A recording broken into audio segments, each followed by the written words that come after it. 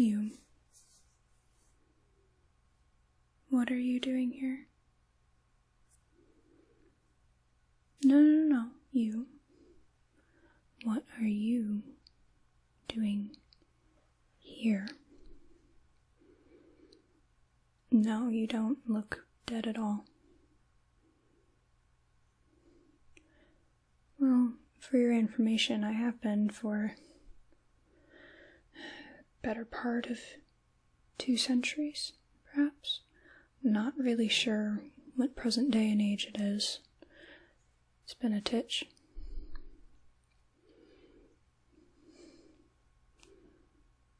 No, I can assure you that I have been for a long time. No, you're...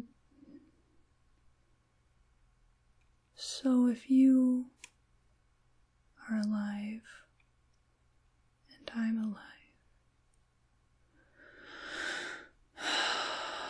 what kind of witchery is this?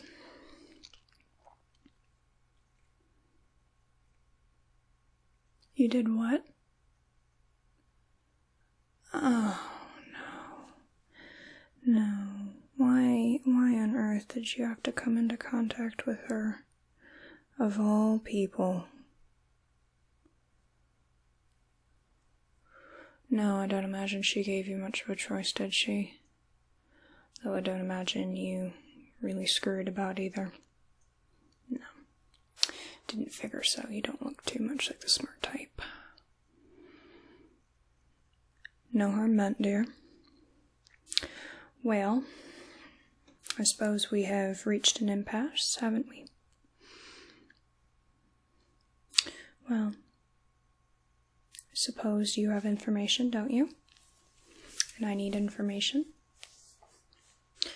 Well, what I was so kindly doing before I ended up in this hellhole, whatever this is, I was sitting down to dinner with my dearly beloved Lyra. However, I cannot find her, and although she is a fierce, wicked thing, she's not keen on directions. I imagine she got lost. So, have you happened to see a small, almost elvish woman, high cheekbones, piercing eyes, about 5 foot? Yeah, smart as a tack. No. Been looking for her for a little bit yet. I imagine she's fine, but I worry about her. Yes, Lyra. And I? Achillea. Yes, after the Greek Achilles. Also after the herb commonly known as yarrow. Yes. Old name. 1753, I believe that one was coined. Yes, Achillea. Well, you might have a spot of knowledge yet for me. So tell me, how did this all come about? What has brought me here? Really, I've been dead for a long time. I'd much prefer to stay that way. Yes. Yeah, it's much more preferable to this. Well, I mean, really, there's no judgments once you die. I mean, once you die, what else are you gonna do? You're dead. Yeah. Right. Well, I mean, it's been a decade or 2 since I've been around, and obviously I don't know what year it is, what day. 2018. Okay. Alright. Rather close to All Hallows Eve then. Yes, that makes sense. So, you ran into Dark Witch Lucidia, and she has decided to necromance those buried around here. Beautiful. Well, I suppose a little quid pro quo is in order. you have given me some, if not incredibly inadequate information. And in exchange, while I am not nearly versed in divination and the arts as my dear Lyra is, absolutely incredible prophet that woman is. Just simply a thing to behold. But I can do one thing. Now, you look a bit shaken about. No, that's just you. Okay. Figured so, but didn't want to poke my unnecessary opinions where they were not wanted. Well, if you don't mind, hold out your hand for me. Your dominant one, please. Of course. While I am not versed in reading tea leaves, or the tarot, or even scrying, simple things, casting runes, my one specialty that I was known for back in my day was the ancient art of chiromancy. Although one may call it palmistry, of course. So, since you've given me a bit of information, I'd like to divine some more from you. Tell if you're dishonest, if you're hiding, Lyra. No. Well, let's get started, shall we? So, first, just want to check the size and shape of your palms, your fingers. Fingers are rather long and thin, like a pianist's, yes. No, you have a hand shape. You have an air hand, my dear. Yes, well, your palm is mostly square, but just a little bit longer than it is wide. I suppose one would call that rectangular, wouldn't they? Yes, long, thin fingers. Now, generally this means you're curious and intellectual. However, we may have been a few crayons short of the box on intellectual. However, you do tend to be anxious little balls of nerves.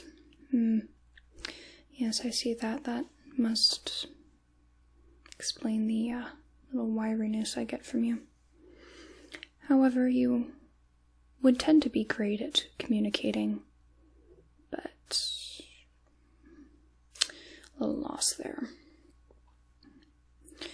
Well, as for the lines, so, as you may be well aware, there are all kinds of lines that crisscross and traverse your palms and your wrists, the sides of the hands. Now, these lines all have names. This one being your heart line, your head line, lifeline, fate line. There are some other smaller lines, such as some of them that cross the side of the hand could be denoted as a marriage line. However, not everyone has them. Not everyone has any of these lines either. Many times the fate line is absent on the hands, and sometimes the head lines and the heart lines are fused. One may call that a simian line. And some lines, like the lifeline, are so deeply fractured that it's hard to tell what is the fate line and what is the lifeline, as I have here. So your heart line will start at the top, starting at below the middle finger. It's a very long, curved line, which denotes a lot of free expression of your mind, your emotions. Runs parallel to your headline here, which generally means that you're pretty stable as far as emotions are concerned and approachable. Although you do have quite a few broken lines here, which may point to some traumas, some major life experiences. Your headline, as long as well, goes to below the pinky. For some, it stops at the middle finger, some at the ring. But if it ends around the pinky, you have a clear mind, lots of imagination. So it seems that you could be considered an artistic sort of person, creative sort of person. It is separated from the lifeline, which means you have a zest for life and all its holdings. It's a good thing to have. It's a good thing to be happy with life and all that it gives you. You do, however, have a lot of crosses here, which generally mean you have a lot of different life decisions to make, major ones that could turn your life around for you. Your lifeline, which again circles the thumb here, circles the Mount of Venus. It is a deep line, which denotes rich vitality, good thing to have, good health. It is a strong semicircle around the Mount of Venus, which means you are full of energy. A lot of these lines, the signs point to very similar things. Your palms don't give you everything about you, but a brief synopsis of your character. So many of the characteristics of the lines tend to tell the same tale. There is a break in the line quite a few times, which denotes major life changes. So it seems, dear, that you have a lot of things coming ahead of you. Whether you're moving, whether your career changes, whether your relationship changes, family. There's all kinds of things coming, but luckily it seems that they are kind of pieced about and not all about one area. I wouldn't get too comfortable with everything, although comfort may be an illusion. Your fate line. You do have a fate line, but it is quite a broken line, which in all of these things mean many changes. And it does join the lifeline, which gives you a sort of ambitious spirit, driven, perhaps goal-oriented spirit. Now the mounts on the hand give a little bit into the character as well. For example, the Mount of Venus can tell about love, energy, that sort of thing. You have the Mount of Jupiter, the Mount of Saturn, Apollo, and Mercury. There are some other mounts, Luna Mount, such and such. However, as we're just going over this very simply, then I don't believe I need to give you too much into that. Your Mount of Venus It's not particularly well developed, however, it's not deficient either, which would mean that you've got quite a balance between love and energy, although not with each other. So, you're not a complete wet blanket, and you're not a whore. Surprise, surprise. Jupiter, under your index finger, however, is well developed, which, yes, of course, spy a little bit of an ego trip with you, dear. As you are ambitious, you can tend to be kind of a domineering spirit as well. So keep your head in check and be humble. Your Saturn mount, well developed as well. Stubborn as a mule, I imagine.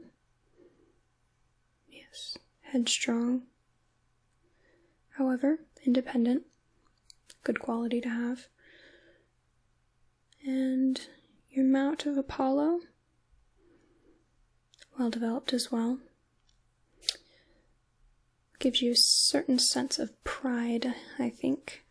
Apollo himself was a very prideful god, although it does give you a good taste in arts and literature. So, keep the pride in check, dear. And your mount of Mercury. Either way, not particularly well developed, but not deficient either. So, you could be construed as somewhat charming, although not particularly talkative. If you were deficient, you would be a pushover. However, if you were well developed in this area, it would more mean that you have a lot of energy, but tend to talk way too much. Nobody particularly enjoys a chatterbox. At least I don't. All in all, it seems that you are creative, but somewhat perhaps narcissistic. Maybe not narcissistic, but you do want to keep that ego in check. Oh, yeah. These are just reading the lines, dear. I'm not delving too much into your real character. It's more checking to make sure that you didn't have any liar's lines or anything that could be construed as malicious.